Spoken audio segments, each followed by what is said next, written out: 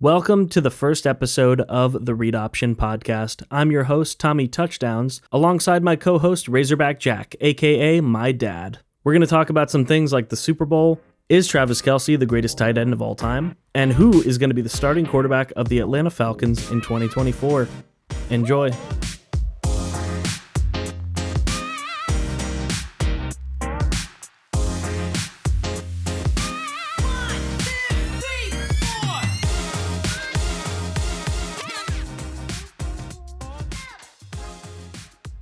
All right, first podcast together.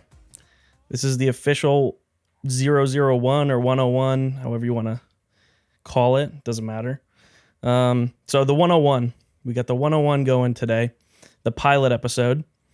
We're going to talk about some things like Super Bowl, because, we're only, 2 weeks removed from the Super Bowl? Yeah, that's it. Just a couple week weeks. and a half, something like that. Yep. So let's dive into that. Well, before we go on, I'd like to apologize for my appearance because it kind of took me by surprise that we were going to be on video. I would have decked myself out a little bit better. But with some bling? Yeah, probably some bling. I would have had, less dog hair on me. It would have been, much more presentable. So I apologize to anybody viewing this right now. Next time, it'll be Next time he will look like Brad Pitt. Yes. Exactly. We can go there. Channing Tatum, Bradley Pitt. Cooper. Sure. Yeah, something like that. Yep. So And you will probably look like Cillian Murphy. Killian Murphy. Killian. There you go. That's Killian right. Murphy. Don't That's right. we are avid Peaky Blinders watchers, and we cannot get a man's name like that wrong. Kind of like Celtic is Celtic, not Celtic. Jed taught me that back in the day. I don't know. It's always been Celtic. And if I'm wrong on that, I'll gladly take So are you telling me that Bill Russell played on the Boston Celtics? Yes. I think. Jed, if you're listening and you're getting me into trouble with this, I'm going to be pissed. But anyways, let's talk Super Bowl. Super Bowl LVIII. So we're in Super Bowl 58. Oh, man. Dude, I remember when I'm pretty old. Super Bowl 50 happened, and that was like revolutionary. And I think that was Peyton Manning, right? Peyton Manning, I believe, won Super Bowl 50 against the Panthers. Wait. Peyton Manning never won a Super Bowl against the Panthers? What are you talking about? Peyton Manning won a Super Bowl against the Panthers? Yeah. Tom Brady did. Yeah, but Super Bowl 50... He won against Chicago Bears, didn't he? Super Bowl 50. How Denver many? Broncos. Denver Broncos, Peyton Manning, Cam Newton doesn't dive on the ball. That's right. Did you see that Cam Newton came out finally? And said I needed to dive on the ball? Were you almost joking? 10 Are years later, you pulling my I'm leg? busting your balls. Okay. Because I'm thinking Colts, Peyton Manning. Of course, he played the Bears. Yeah, he did play the Bears, and he beat the Bears. Yeah. And if I'm not mistaken, Devin Hester ran back the opening kickoff for the Bears, and then I don't think they scored much after that. No. Who was the quarterback on that team? For the Bears? Yeah. It was some bum from, I think, Florida or Miami. Danny Werfel, maybe? No, probably not. Anyway, Super Bowl up. 58, which is crazy because, again, I just remember it being Super Bowl 49 and throwing a pick on the 1 yard line. We are Seahawks fans, by the way. Yes. Seattle Seahawks fans. We'll take the one. We'll take the one. It'd be better if we won both, but it's not as bad as losing two in a row. So I'll take the one, and we absolutely obliterated the best offense of all time. So I'll take that one any day of the week. Yeah, and definitely cemented ourselves as one of the best defenses in the history. Not the best, but one of the best defenses in history. We proved it all year long, and then we took down Peyton Manning and Emmanuel Sanders and Demaryius Thomas. Yeah, one of the highest scoring offenses in history. I believe C.J. Anderson was on that team too. Yeah, and we took him out. So top 15 all time. What are your thoughts on that? The Legion of Boom from that season? Top 10, top 15? I'd throw top 10. Yeah, definitely top 10. All right. They could sneak into the top 5, probably not, but maybe closer to 5 than 10. Okay. They will end up having 1, 2, 3, at least 3 Hall of Famers on that from that defense. Who's that? Wagner, Sherman, and well, Chancellor's not going to the Hall of Fame. He didn't play long enough. Possibly Earl Thomas, and they had Bennett on the line or Averill. One of those guys. Averill might go to the Hall of Fame, but probably not. Definitely not first ballot. Richard Sherman might be first ballot. They're going to have people that are getting Hall of Fame votes at the very least. Yeah, definitely.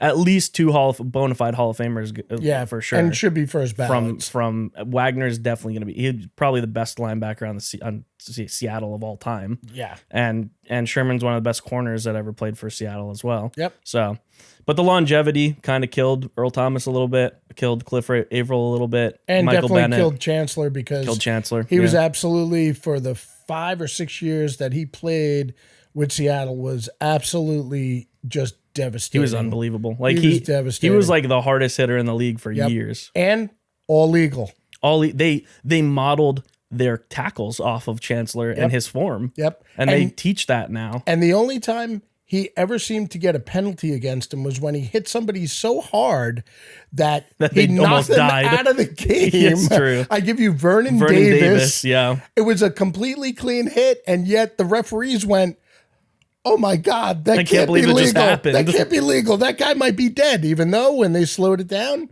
everything was completely legit. Shoulder first. Head to the side. Yeah, sorry, man, but you just got lit up. But Davis got freaking wrecked, and he was never the same after that. No, he was not. He was not the same after that. Unfortunately, I don't think Chancellor was either, because he hit people hit him so hard. Yeah, and he was kind of like Chris Carson, where he just ran so hard, he hit people so hard, your body can only take so much of that. Yeah. You just end up retiring early because your body is just, I'm done. Yeah. And Chancellor was built like a truck, but eventually it just gives out. Your momentum's hitting you back as well, basically. Yeah, that's it. And you're not just hitting people, you're getting basically hit yourself because you're putting all your body weight and momentum into somebody else's body and momentum. Oh, and they have momentum too. Don't forget. Exactly. He's running into guys that are, 220 pounds that are running as fast as they can as well. Yep. So those type of collisions, man, you can't survive long in the NFL on that. No, and why did he retired from a neck injury, right? Yeah. Yeah. Eventually it comes up to bite you. Yep. But anyways, Super Bowl 58. Yeah. Sure. So a few weeks removed from the Super Bowl. Now we have some time to let it resonate and, let's say, ferment, if you will. And one of the biggest questions right now, especially now, and more so now than in the past, he had 2 Super Bowls. Now he's got 3. Travis Kelce, he's got to be top 5 all time. There's no question about that, right? Is he the greatest of all time at this point? Is he the greatest at his position? Is he the best tight end we've ever seen? And now I know he's a different tight end than guys like Gronk. He's more of a receiver than a tight end almost compared to Gronk, but so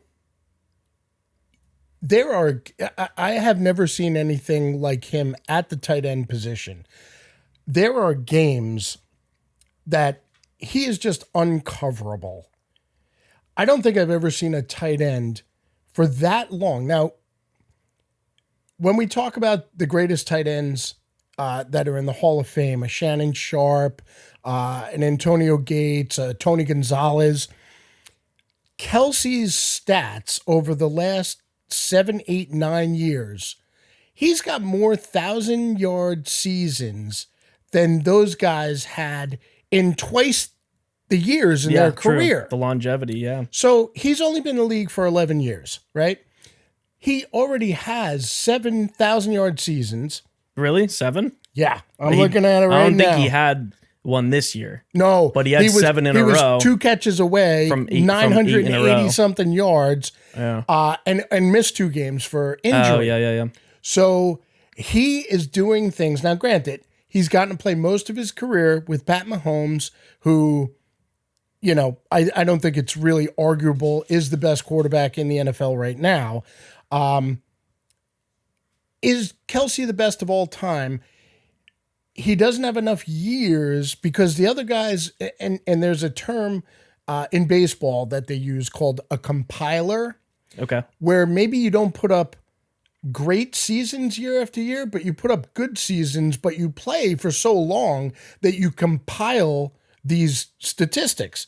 So Gonzalez, with over 20,000 yards for his career, he played like 20 something years. Yeah. You know, Kellen Winslow, another guy. If you stack up their best seasons against Travis Kelce, it's not even close. Kelsey's breaking records, catching 100 balls every year. And the years he doesn't, he catches 95, 96, 97. So I think at the end of Travis Kelce's career, let's say he plays another 5 or 6 or 7 years.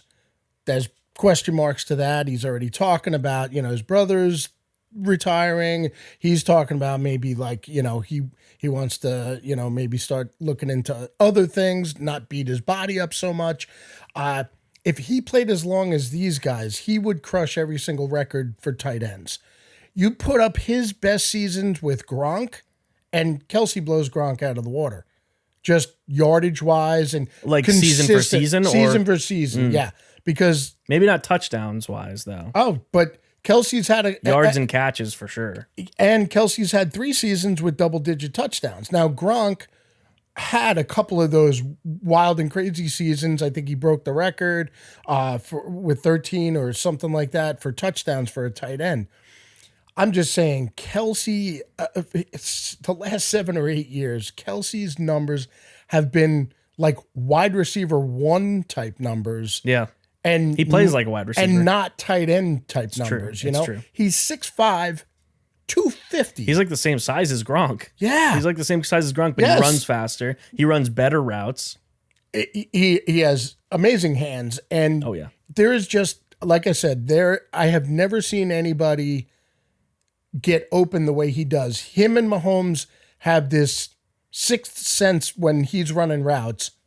He can find just that soft spot in the zone, and there are games where he's just uncoverable. Yeah, we talk about this a lot when we're watching Chief games, where it's like, dude, how is Kelce open for the 7th time in a row? Right. Like, cover the triple team him, do something. How is he open? You know where the ball's going. It seems so simple, but apparently defensive coordinators have not gotten the hint. the memo. Two guys on Travis Kelce and play him man for man. You could play the rest and of let Kadarius Toney drop the ball. Like what? True that's statement. Literally like that's you'd have a better shot of him dropping the ball than I would Kelce. take Mecole Hardman going deep wide open like half the time over Travis Kelce being double teamed because he has great hands. He has great instincts. He's a beast after the catch. I mean, and I got to watch Winslow play. I got to watch Antonio Gates play. I got to watch Gonzalez. A couple of the other maniacs out there that were, even Zach Ertz. True. I'm sorry, He's good Zach for a few Ertz. years. Yeah, but again, some of these tight ends, they go 3, 4, 5 years, and that's it. Kelce has had 8 years in a row where he's just been phenomenal. Yeah, it's true. Doggies are going crazy. Yeah. Anyways, so that begs the question: Kelce and Mahomes or Brady and Gronk? And I think it's a little tough because Gronk was hurt for so many seasons. You didn't really get to see like how good Gronk truly was. I think maybe if Gronk stayed healthy his whole career, he would probably be the best tight end ever. And I think Gronk probably had a little advantage over Kelce in the blocking department. I think he was a better blocker. He was a better blocker. So if we're talking just strictly pass catchers, now another tight end to throw in there. He doesn't put up great stats, but George Kittle is widely regarded as one of the best blocking tight ends. He has put up good stats, not as frequently or for as many years, but he's put up good stats in the past. He has. And he was like a top 3 fantasy tight end one year. Yep. They're inconsistent. The numbers he definitely has the talent. Because they have so much talent around him. Yeah, you give Christian McCaffrey the ball a million times. George Kittle's not getting the ball. Yeah, and Deebo Samuel, and Brandon Ayuk and all those guys. Sure. Another guy, off the top of my head, just totally forgot about, was Jason Witten. Another guy. Oh, Witten was longevity. Extended career that he put up good numbers every year. Every year. Not necessarily, in a couple of years that were insane. I think he might have had 90 catches or something a couple of years. Kelce Kelce, though, is such a different breed. He's a hybrid wide receiver, tight end kind of thing, you know. So Brady and Gronk, will Kelce and Mahomes have as many Super Bowls at the end of their career as Brady and Gronk? They already do, because right? Gronk that's right. lost 2 Super Bowls with Brady. Yes. When he came to the league. Then he won one, I believe, against Seattle, but I don't think he played. I think he was hurt. Still probably got a ring, though. Sure, got the ring, but didn't play in it. Lost against the Eagles. So I'm not sure if he played against the Falcons. That's the big one. So in terms of rings that Gronk has like earned, like played for, I think Kelce might have caught up to him at this point. I think he's only played in 3 Super Bowls that he's won. He played in the Tampa Bay Super Bowl. He had a great game, 2 touchdowns. Yeah. But he was hurt for a lot of those first 3. I think for the first 3 Super Bowls, he was hurt. And I think that also brings up a good point. Kelce will miss a game here and there, but for the most part, his whole career, he has been on the field, and he has been a factor when he's on the field. There were games where Gronk was banged up. He played most of that Super Bowl against the Giants as a decoy. That's true. That is true. And they ended up losing. Even though he came this close to almost pulling in that Hail Mary at the end. Yeah. But Kelce he's a maniac. He's on the field every game. He's always utilized. He is always healthy, which, you know, unfortunately with some other tight ends, you didn't quite get that. You look at Antonio Gates' stats, and as great as everybody remembers Antonio Gates, I looked at his stats the other day, and he had a lot of seasons where he had 800 yards. Yeah, 700 yards, 800 yards. He just played for so long that it all compiled into a very great career. He was a compiler. He was a compiler in my estimation. It didn't hurt that he was playing with Phillip Rivers, and they pretty much were. They had good chemistry. Yeah, they had great chemistry. They knew each other in and out. They knew exactly how to run that offense. But, you know, did he put up like monster seasons? You know, I looked at a bunch of the tight ends that I thought were really good. Other than Gonzalez and Shannon Sharp, a lot of these guys were putting up decent numbers year after year, but nothing like Kelce. Nothing like 1,200 yards and a dozen touchdowns with 95 catches every year. That's a wide receiver 1. That is crazy. You know, I mean, if I had a receiver I'd take on my that out team, of Tyreek Hill every single day of the week. He's a number 1 wide receiver in fantasy. Exactly. Top 5 even. And he's a tight end. Yeah. So he's crazy. Yeah. So one thing that I noticed very recently was Mahomes finally, I guess, maybe not finally, but Mahomes won this past Super Bowl with kind of nobody except for Kelce. And Brady was kind of known for doing that year after year. Deion Branch was his go-to receiver. Malcolm Mitchell, like Edelman was there and Wes Welker was there. But he lost the one that he had he lost both that he had Wes Welker for. And he won a few with Edelman. But like Edelman wasn't Randy Moss, he was a slot receiver. So Brady was really known for like turning the Walmart receivers into like Walmart employees into stud receivers. That's true. And Pat Mahomes finally showed that he can do that and win with guys that are no names and also dropping tons of passes for you. You know, Kadarius Toney was dropping passes. Rashee Rice kind of showed off and later in the season. He's a rookie. He's a rookie. So but really for the most part, trust. Sure, but for the most part, he did this with no name receivers. It kind of goes to show like, all right, Mahomes, maybe he's not just all weapons. Maybe he's really that guy. Yep. Let's face it. He's gonna look 3rd and 8 on the 40 on your opponent's 40-yard line. He's looking for Travis Kelce. Triple teamed. He's looking for Travis Kelce. Sure. No doubt about it. But, you know, 3rd and 8, end of the Super Bowl, and they got one play that they got to try and put it in the end zone. He finds Mecole Hardman. Yeah.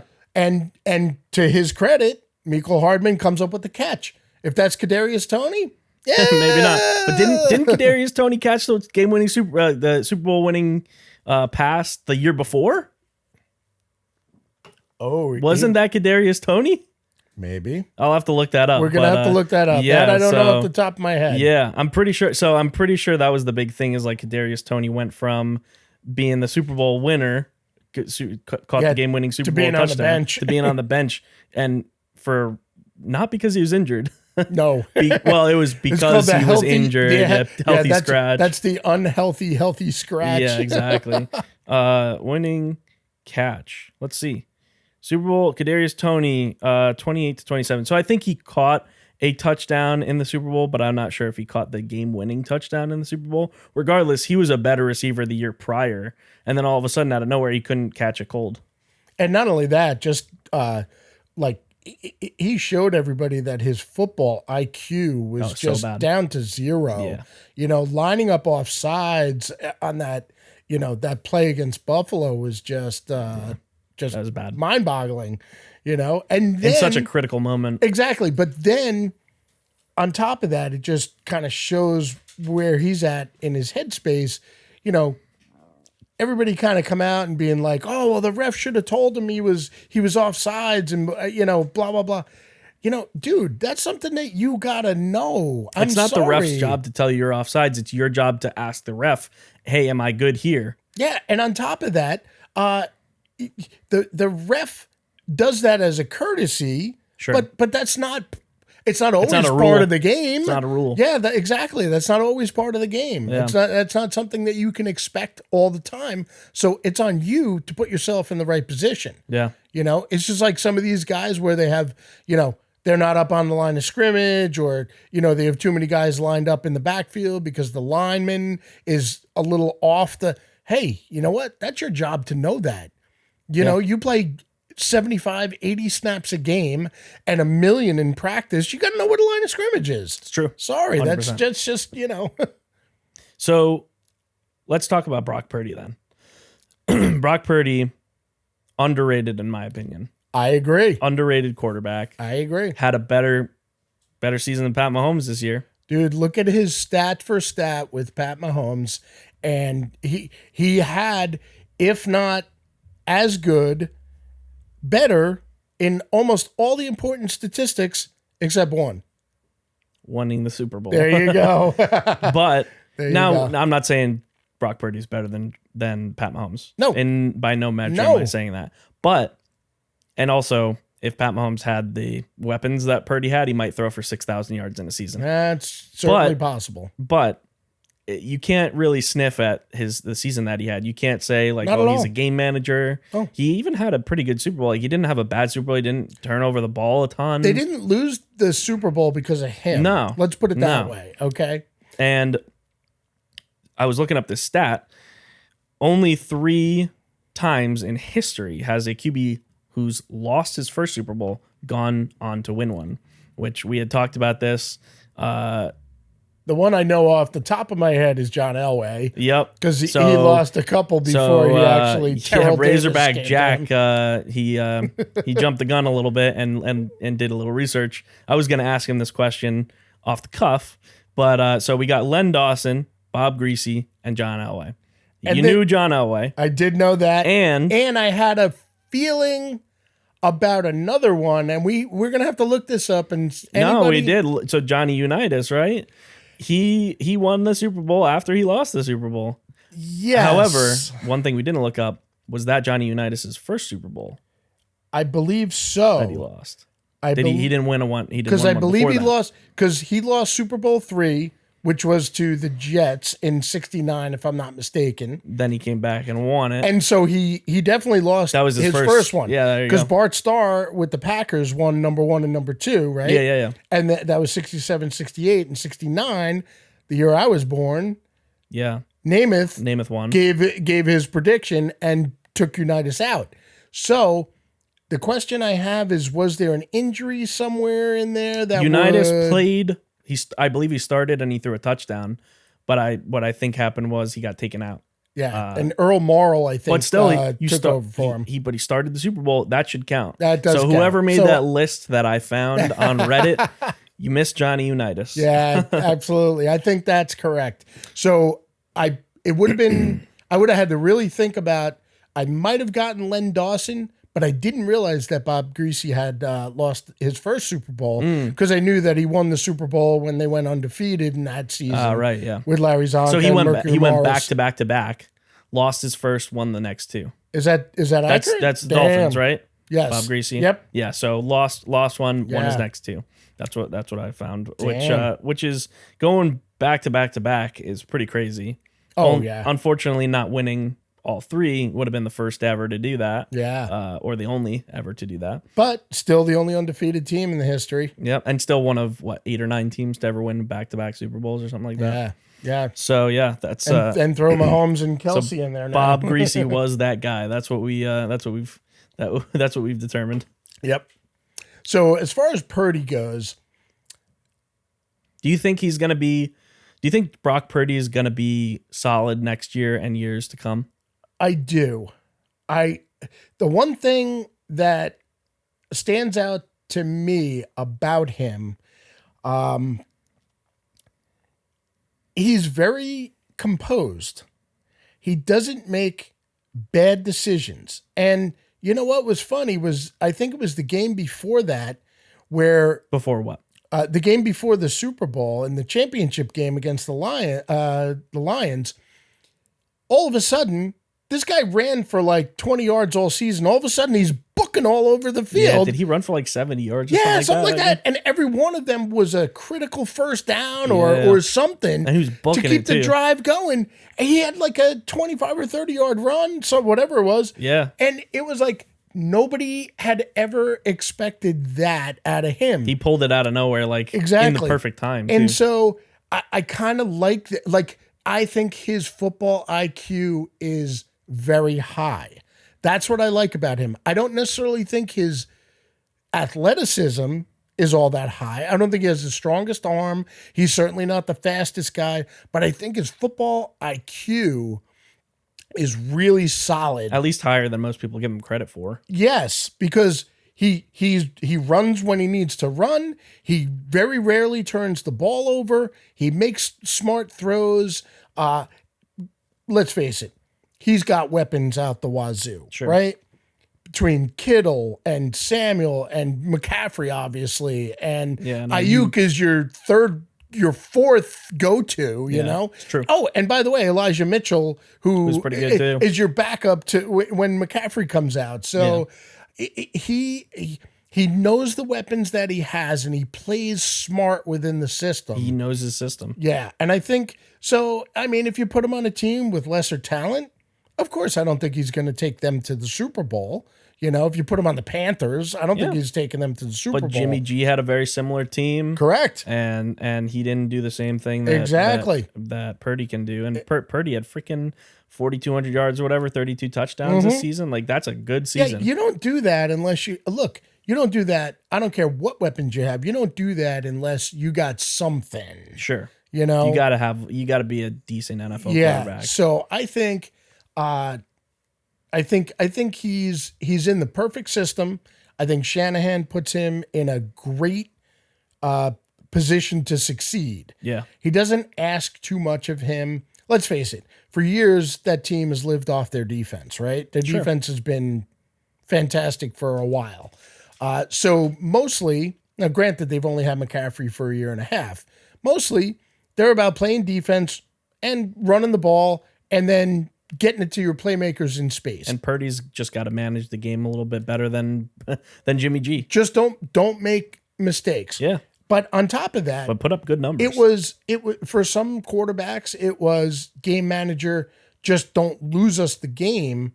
Every now and then they ask Brock Purdy to win them the game, and sometimes he does. Yeah, exactly. You know, and game managers typically aren't known for winning games. They're known for lose not us losing the game. Games, right? Yeah, just don't lose us the game. But not. Oh, you got to be clutch here, dude. Like, come up clutch for us. And Brock's done it before. And I think, this is coming from Seattle fans, so like we don't want Brock Purdy to be good. No, that's the thing. No, so just credit where credit is due. Definitely not. So and I'm not looking forward to facing him and that team for the next 10 years or whatever it is. It's not going to be fun. Not going to be fun. So let's stay on the topic of Super Bowls. I want to kind of bring something up. Super Bowls, playoffs. Emmitt Smith has the playoff rushing record. 17. He basically has one of the greatest regular season stats of all time throughout the playoffs. So I believe he played, so 17 games, 349 attempts. He ran for 4.5 a carry just in the playoffs, 1,586 yards and 21 touchdowns through 17 games. So my dude is putting up freaking like all-time regular season stats in the playoffs. Do you think anyone's ever going to break that rushing record, or maybe just, let's say, yards? Let's start with yards. You think anyone's ever going to break that record of yards by a running back in the playoffs? Well, I will never say never, but I don't, in my lifetime, I don't see it happening for many different reasons. Number one, I just don't think that offenses rely on that type of, stud running back carrying the game anymore like they used to, So if we think about it, you'd look at Kansas City, okay? Isaiah Pacheco didn't even come close to 100 yards in the Super Bowl, right? The amazing thing about Emmitt Smith was, think about this, that's postseason stats, meaning that he's not playing the 3-13 Giants. No, he's playing the best. He's starting at really good, and then the next game he's playing better. Very, very good. And then the next game he's playing unbelievably good. And then the game after that, he's playing the best. Yeah. And that's over the course of his whole career. Yeah. So he's doing that not against, the cruddy teams that he's going to play throughout the season. Yeah. He's playing the teams that were good enough to make the playoffs. And he probably played some 500 teams, some 8-8 teams, some 9-7 teams, whatever. But let's face it, when he gets to the division and the championship and the Super Bowl, those playing good teams. Yeah. And so back then, defensive-minded teams. Oh, yeah. Really defensive-minded teams. Oh, absolutely. Defense first. Defense wins championships. Old school type of coaches. Agreed, man. Yeah. And there were some, look, hey, the Giants, the Niners, the Redskins, back when he was playing, those guys were bringing the freaking smoke, man. Oh, yeah. They were hammering you. Now, granted, he had like a freaking ridiculous offensive line every year, right? I think all 9 of his offensive linemen went to the Hall of Fame. So yeah, that is true. But still, and also the other thing is, you have to make it to the playoffs that many times in order to get those stats. Of course. How many? Oh that's the team aspect of it. How many teams are getting to 17 playoff games in your career? Sure. I mean, unless you're Tom Brady and the Patriots, sure. There aren't too many other teams that have done that. You think maybe Montana's Niners and then Steve Young's Niners. You think, you're looking at the Chiefs, Bradshaw's Steelers. So maybe Franco Harris would be up there. But don't forget, I think back then they played fewer playoff games, maybe. But anyway, you're looking at fewer playoff games or fewer regular season games? Because I think both. Both, okay. Yeah, but I think with you're the only team you're probably looking at right now being able to do that is the Chiefs. And they don't have a consistent running back every year. Sure. I mean, Pacheco's probably the one guy that's been there maybe the longest at this point. You have Pat Mahomes. He's only 2 years in. You got Pat Mahomes. Yeah, you're not running the ball. I'm not running the ball 40 times Mahomes is running the ball. Unless I'm winning, 40-0. I'll keep handing it to Pacheco. But for the most part, I'm going to put the ball, if it's an even game like it was with the Niners, I'm putting the ball in Mahomes' hands. I don't want anybody else. Yep. So it's interesting you said Franco Harris, because Franco Harris, rest in peace, 1,556 yards. He's number 2 overall in rushing yards in the playoffs. Yep. Thurman Thomas, number 3, 1,442. Excuse me. Tony Dorsett, yeah. Dorsett, 1383. Marcus Allen, 1347, and Terrell Davis, 1140. So you got a list of really good running backs there that also just so happen to be making it. Yeah, and just so happen to be making it to the playoffs a lot. Yeah. But Franco Harris, very close, only, a few carries because his away team from, was in there. He was in there every year. Yeah. And they won Super Bowl after Super Bowl. So that's the thing. just making the playoffs. And Thurman Thomas, another one. Yeah, you got to make it far in the playoffs. You got to make it far in the playoffs because I got to have 3 or 4 playoff games every year. That's true. To do that. And then Thurman Thomas, 4 Super Bowls, 0 rings. Wah, wah, wah. He was an all-time running back, but they just couldn't pull it off. But again, getting to that many Super Bowls, that's tough. You're getting at least 3 games every year, if not 4, depending on if you hit the wild card or whatever. Yeah, like how many other running backs are putting those numbers up? Like freaking Eric Dickerson, if he went to 17 playoff games, he'd be freaking putting numbers up like that. Without a doubt. So, Emmitt Smith, great running back, right? But also can be overshadowed a little bit by how great his teams were every single year. Maybe not overshadowed, but he's not the greatest running back of all time, despite his stats. What's your opinion on that? Emmitt Smith was he would have been great on any team. Greatest of all time. So, in my opinion, it's clearly my opinion, the greatest running back of all time. So you got Jim Brown. I never saw Jim Brown play.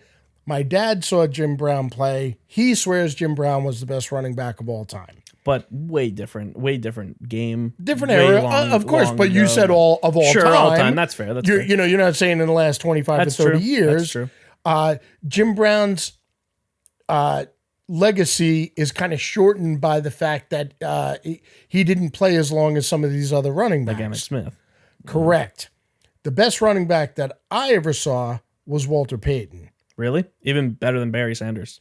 Better than Barry Sanders. Walter Payton ran, in my opinion, he ran as hard as somebody like Chris Carson. He had moves almost as good as Barry Sanders. He had speed like Eric Dickerson. Yeah. Walter Payton, and he had a drive like he was, in my opinion, the best running back that I've ever seen. Eric Dickerson would have been a close. Eric Dickerson was like watching just the most. He was like watching a gazelle. Oh my God. He was like watching a sunset over the ocean. Just graceful. It was just the most beautiful thing to watch. Walter Payton he could run. He was violent. Angry. Yeah. He ran violent. He was an angry runner. And he was like, much like Barry Sanders, it was cuts and left and right and left and right and spin. Eric Dickerson was like curves and he flowed like just like butter. It was beautiful to watch him run. And when he broke in the open, he was gone. He had strides that seemed like they were 10 yards long. Well, he was like 6'4", wasn't he? Yeah. And he ran, one of the few running backs that I can remember that ran upright and survived running upright. Yeah, didn't run low. He wasn't getting low. Derrick Henry would be another one. Runs very he's like upright. 6'4" too, yeah. But man, Derrick Henry, try taking him down. Yeah, Derrick Henry, though, way bigger than Eric Dickerson was. Much better. Much bigger. But yeah, so for my mind, and Emmitt Smith would be right up there with Eric Dickerson. But Dickerson and Payton played on crappy teams for a lot of their career. Yeah, so they never got the chance to show their greatness. No, because they didn't have a Hall of Fame line that they were running behind. And they were still dominant. Yeah. So Dickerson, when he played with the Rams, had some really good offensive lines. He went to the Colts, not so much. Payton, in my opinion, only had 1 or 2 years with the Bears that were even worth talking about, and played with some of the worst quarterbacks you have ever seen in the NFL. But just passed the eye test in terms of like greatest ever. Who? Payton.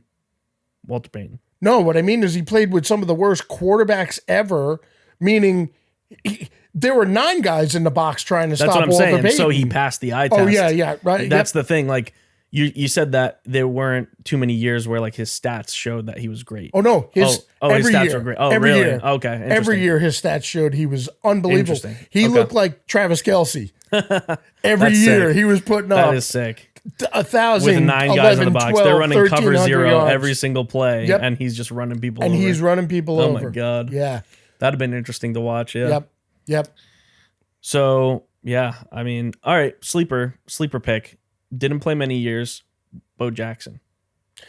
Bo Jackson was one of the best athletes I have ever seen. Well, dude played freaking like top of the line baseball, MLB baseball too. And football. And freaking threw people out on a rope from the back corner of the field. And also was the fastest guy on the field. Yeah. When he was athletic on football. Freak. Yeah. If he played more years, would he rank higher in best of all, or not best of all time, but in best running backs ever? So if he would have stuck with just football, he could have. His problem would have been the fact that he was that crazy combination of I'm bigger than you, I'm faster than you, I'm stronger than you. And so anything he hit was going to be at top speed. Yeah, so he probably would have been out of the league quicker than most guys. Even though, because going back to our conversation that we had a half an hour ago, Cam Chancellor was built like a truck. Bo Jackson was built like a Mack truck with a freaking 18-wheeler attached to it. But if he broke out in the open, you could put Percy Harvin on him. He wasn't catching him. Yeah, that's crazy. He was gone. So if I remember correctly, he played one season. He played half the year baseball, half the year football. He only played 8 games in football, still gained 1,000 yards. Oh my god. Half a season. and then freaking had like Golden Glove or something like that in MLB or some stupid crap. He was probably one of the best athletes that I've ever seen. Yeah. Deion Sanders played both. But Deion wasn't that good at baseball. Deion was okay at baseball. Clearly a Hall of Famer in football, no doubt. Yeah. But played his position differently than Bo Jackson played his position. Sure. You know, Deion was never about getting hit. Deion was always about being faster than everybody else. Yeah. So he was the original shutdown corner that I can remember. True. You took that half of the field and you didn't even that's who Revis modeled his game after. You didn't even throw to that side of the field. Yeah. So some interesting notes here that I have. Apparently every quarterback in the NFL is going to Atlanta. There's apparently Desmond Ridder, Kirk Cousins, Justin Fields, Baker Mayfield. Well, Ritter's already there, isn't he? What I'm saying is they're all going to start for Atlanta next year. That's the consensus. Because every time I go on Reddit, it's like Justin Fields potentially going to Atlanta, Kirk Cousins potentially going to Atlanta, and it's like, dude, you can't have every quarterback in the league. No. But the thing is, like, Kirk Cousins to Atlanta, that'd be big. That'd be pretty big, as long as he can recover from his Achilles tear. So Kirk Cousins was on pace for almost 5,000 yards, 40 touchdowns before getting hurt. And this is this past season. He's not getting younger. That's the thing. Like he's not a young quarterback at this point, and he's putting up freaking good stats. 4,000 yards, 4,000 plus yards, and 30 plus passing touchdowns in 4 of the last 5 seasons. So, like, in my opinion, and we've always loved Kirk. Kirk is one of the most underrated quarterbacks in the league for the last however long he's been in the league, because people just don't give him the credit. I guess because he can't win the big games or whatever. That's the big thing. But I was looking at his stats. He had one game in Washington where he barely played in the playoffs. And then another game in Washington, he threw for like 300 yards and a touchdown. And then one game in Minnesota, he threw for like 400 yards, 2 touchdowns. And then another game in Minnesota where he threw for 300 yards, a touchdown, and a pick. So his playoff stats have been completely fine. It seems like maybe his team was kind of losing him those playoff games. The Monday night games, the Sunday night games, those kind of like the primetime games is really where people see him struggle. But I don't know. He's a good quarterback, and he's probably a little better than people think he is. He might just have the struggles of the organization and the team, and not, he clearly does his part most of the time. with Kirk Cousins, I think there's a few different dynamics happening. Is he a fantastic fantasy football quarterback? Yes. Absolutely. He's in the top 10 every year. He's going to throw you the yards. He's going to throw you the touchdowns. I think in real life, he's just one of those guys where it seems like the one mistake he makes is always at the worst Tony time. Romo time. The worst possible time. Yeah. He's going to put up great numbers the rest of the game, but that one interception is, 2nd and 1 from the 15-yard line where you're about to go in and score the go-ahead touchdown, and he tosses up a duck or something. It's like the Tony Romo thing. Tony Romo had the same career, couldn't put up great numbers year after year, couldn't win the big game, and that has to do with a number of variables. His defense.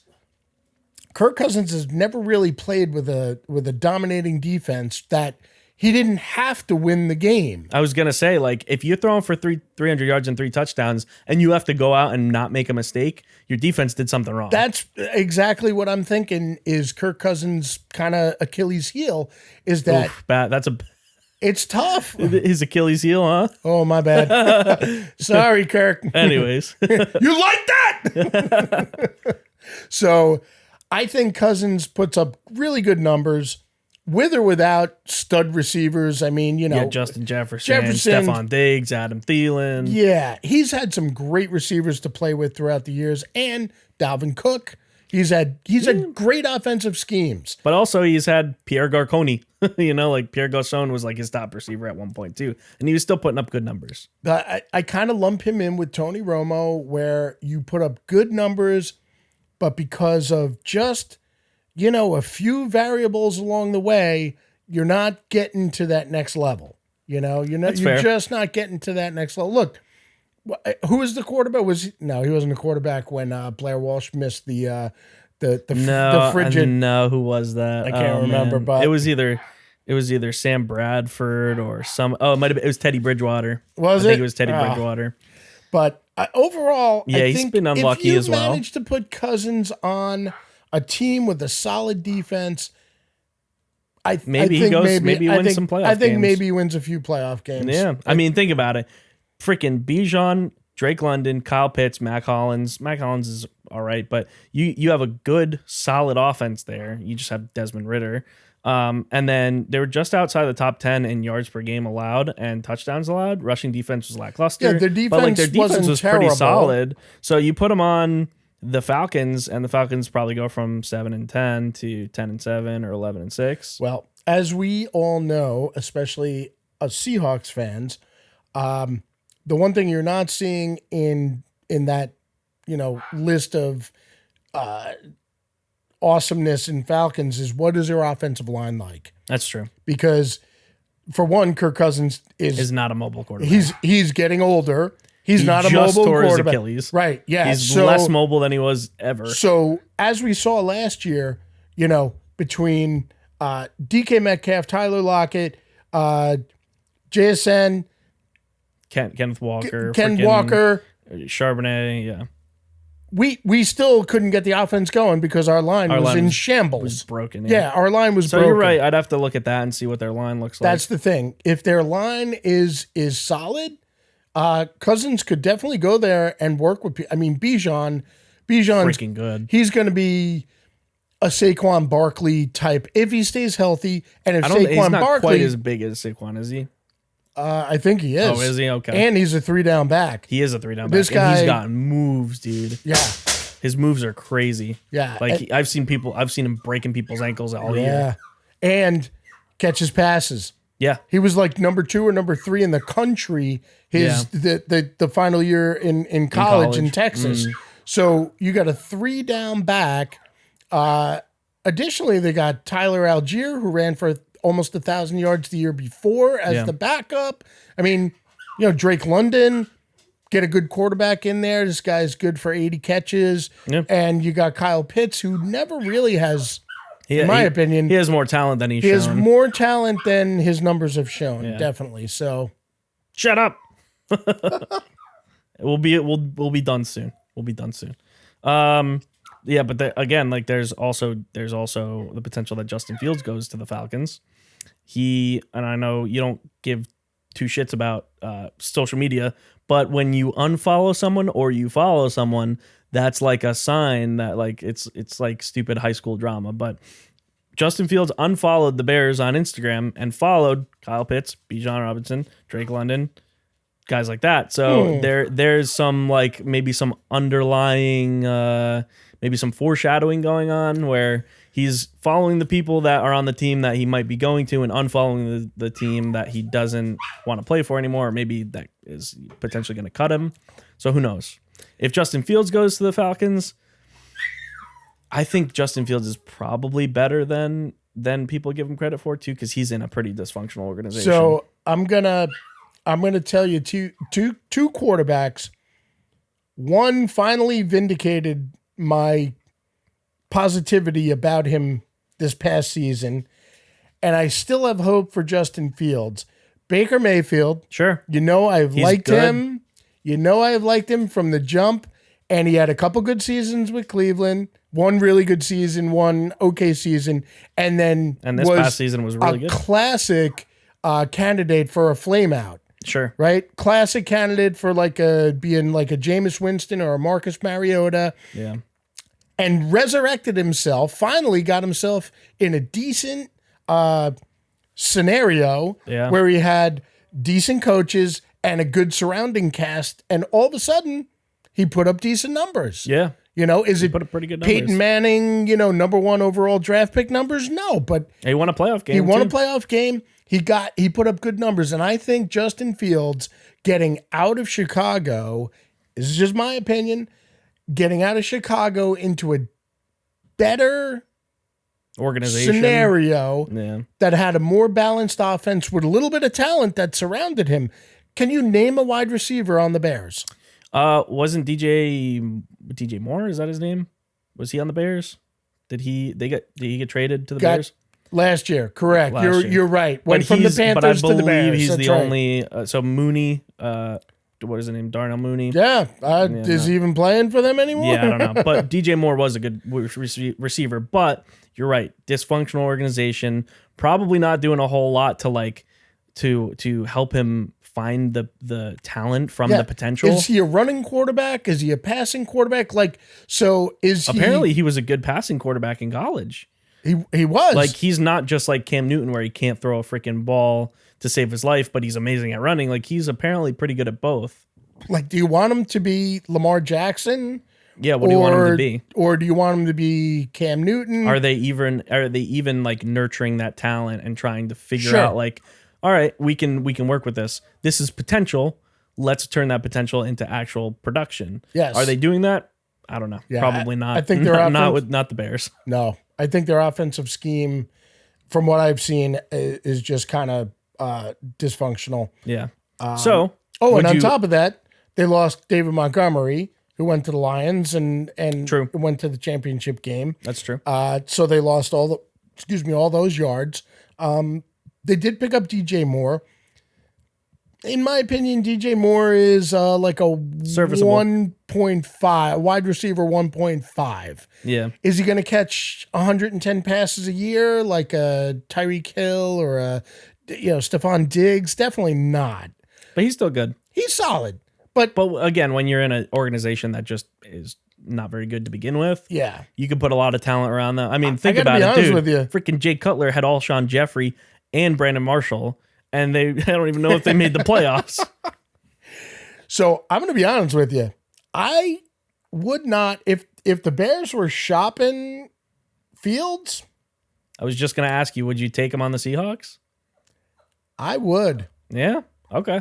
I was a little I skeptical would. about it at first, but I think he has more talent than people give him credit for. I do He too. seems like people really hate on him, and they're like, "Nah, he's trash." I don't know if that's true.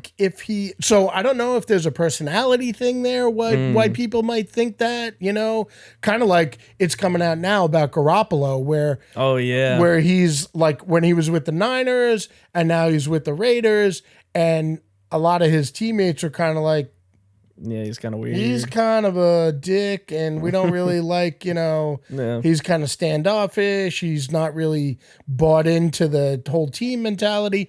But if I would take Fields, I wouldn't give up a first round or a second round pick for him, which is what Chicago's asking.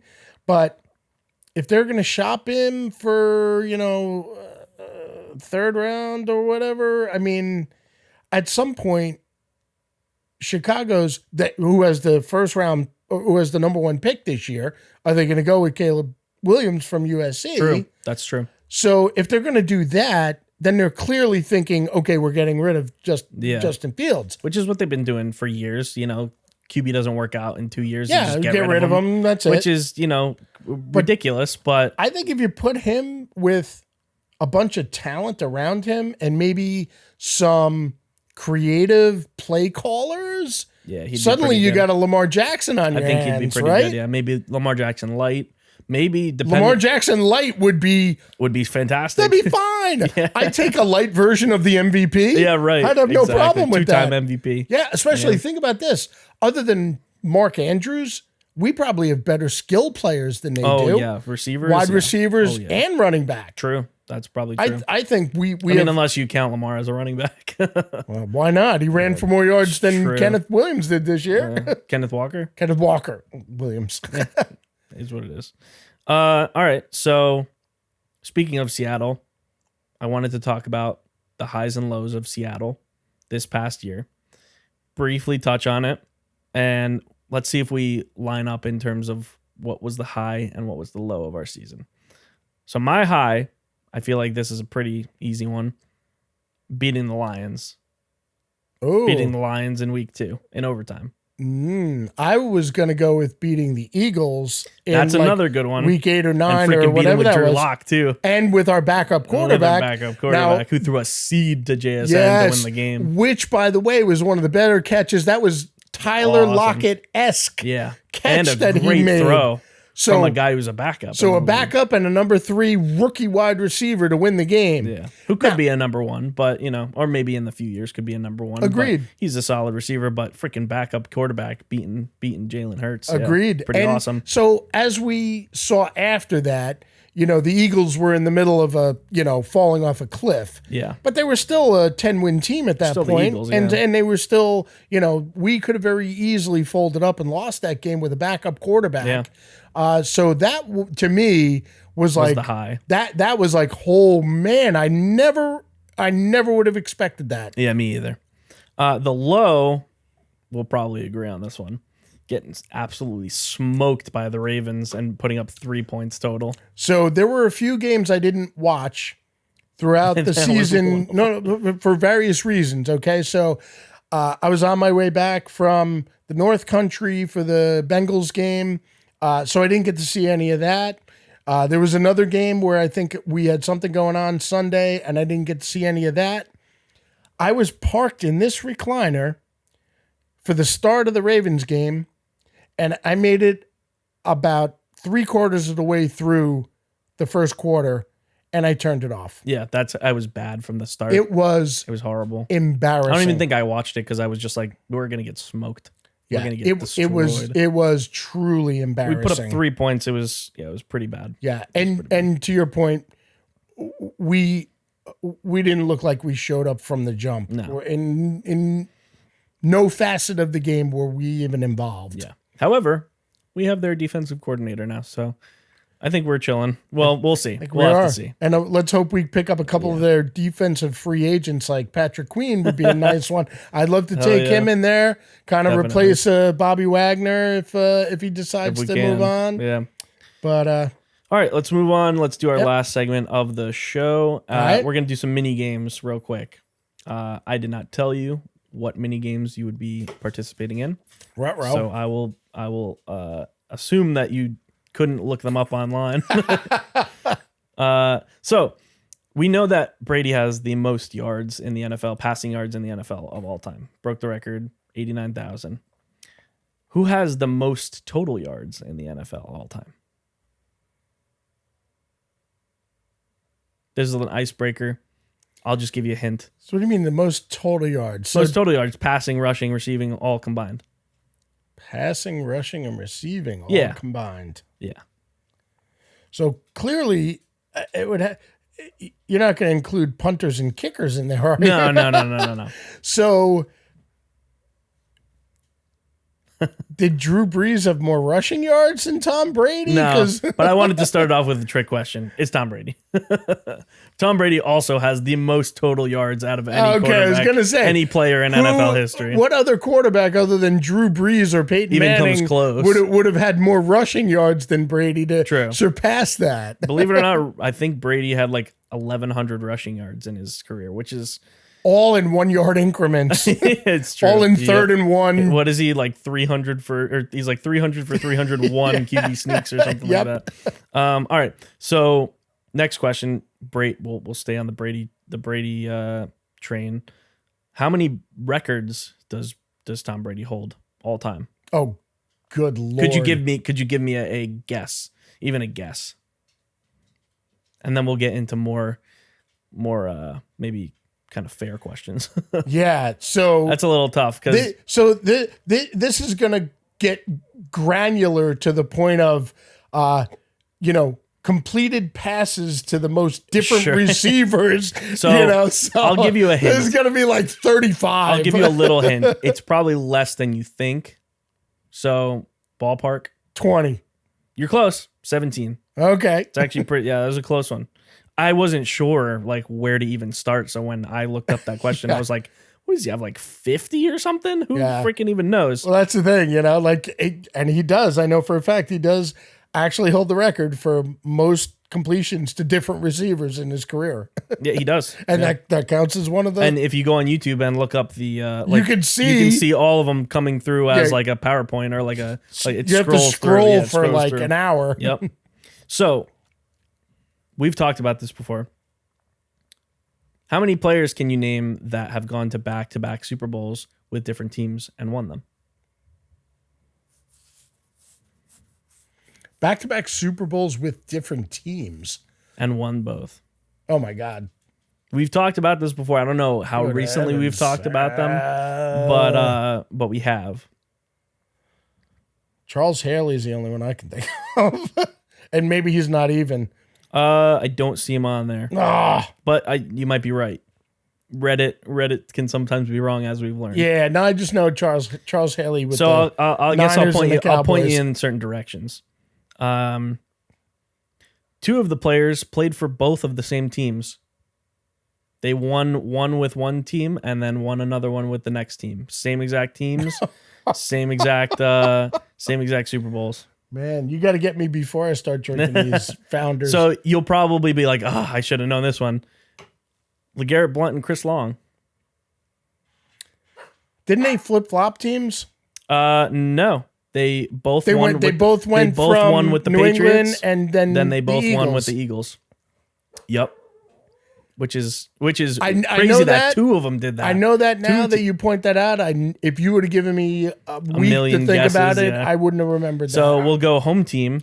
Brandon Browner actually won with the Seahawks, then won with the Patriots. Yes, Brandon Browner. So he was on the Legion of Boom. Other side of Richard Sherman. Him and Byron Maxwell, I believe, were the other side of Richard Sherman. That was the second year, yeah.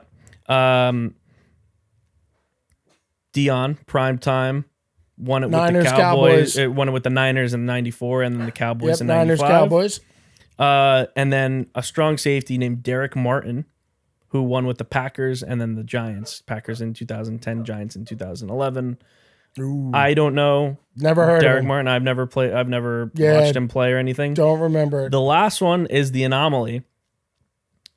Probably one of your most hated coaches of all time, if you could guess based off of that. That would be Harbaugh. Nope. Nope. One of your least favorite Seahawk coaches. Oh my God, there's so many of them. He's the anomaly because Norton Jr. as a linebacker, Ken Norton Jr. Niners and Cowboys. Cowboys, Niners, Cowboys twice, and then Niners. The only player in NFL history to win 3 Super Bowls in a row. Damn. What a douche.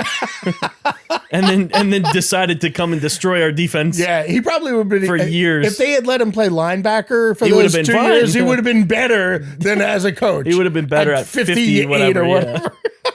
Yeah. Oh my gosh. So I won't even bother going into like trivia at this point then, because it's the same thing but reversed. I'll just read you these ones just for fun. Players to lose back-to-back Super Bowls with different teams. Aaron Francisco. He was a role player. That's fun to say. Ooh, Francisco. That's Francisco. He was a role player on the Cardinals. Was beaten by the San Antonio Holmes game-winning touchdown. Ooh. And then a reserve defensive back for the 2009 Colts. So not really a true like lost 2 Super Bowls back to back. Safety Eugene Robinson, Seahawks, played in 3 consecutive Super Bowls.